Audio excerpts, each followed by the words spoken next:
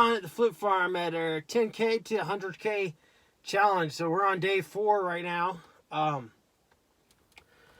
But I was going to go over the other day. Basically, all of our numbers are still the same from yesterday. Nothing really changed there, so we're not going to go over those today. Basically, I was going to go over a lesson I learned the other day. My wife was out of town, so usually I'm the sourcer, and she's more of the packer, shipper, customer service. But since she was out of town, I decided I was going to pack up a couple boxes. And I basically failed at it. I don't do much packing. Probably need to get better at it. But it was a good cross-training experience. But so basically what I learned from it was that you need to fail forward. So every time you do something, as long as you failure is okay. As long as next time you fail, you don't fail in the same way and repeat it. So I was going over some of my mistakes in there. Is basically an explosion of mistakes.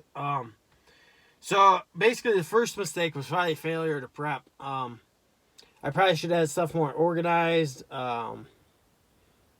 Maybe knowing where more stuff was. Maybe, you know what I mean? Just go back on it. Maybe when my wife gets back, we'll make a new system.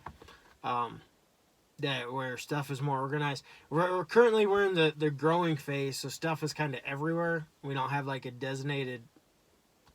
designated facility for shipping. So maybe in the future we'll work on maybe having a countertop with some bubble wrap and some tape and some drawers, everything you can just grab.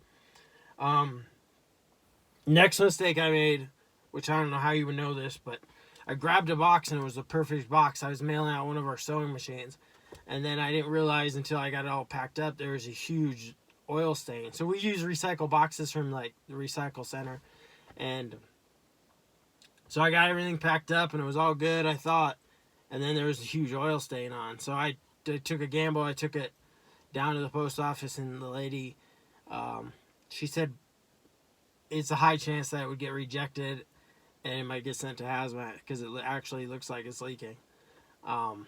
It wasn't like wet oil, it was just dried. It just looked bad. So basically, if you have a box that has an oil stain on it, probably just need to toss it. It's probably not gonna work.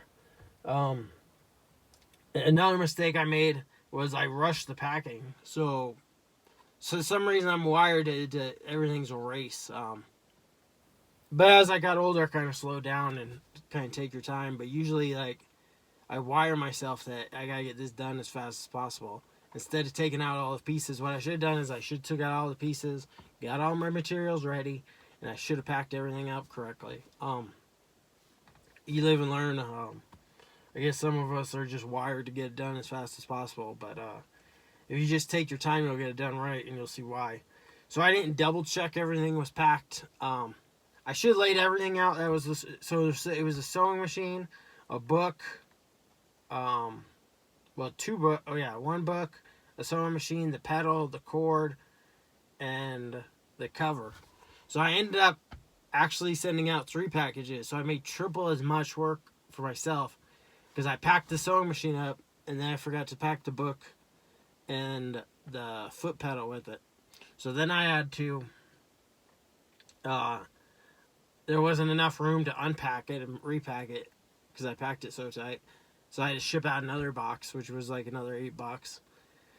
And then after I got done cleaning up, there was I forgot to put the cover in there with it. I was cleaning up all my big mess I had, and I realized I didn't ship the cover, but this wasn't until I already mailed the other 2. So then I make I'd do flat rate envelope and ship the cover out with it. So I actually made triple as much work and probably took way longer if I would have just slowed down.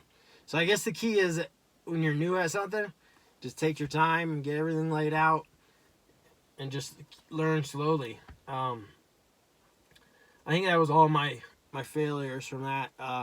Next time will be 100% different experience. We'll have it down. We'll take our time. We might even on big items. I think we're gonna start pre-packing them once we get them listed. So then all you do is have to go slap a shipping label on there. It's kind of harder to do with smaller items, but the big ones that you know what it is in the box, maybe we'll just leave the top open so we can get back in it if we have to. We're still working on a system. It will definitely get better. So basically just learn from your mistakes and fail forward. And I want to give a big shout out to Quarter Flips. Thanks for hitting the subscribe button. Thanks for following me.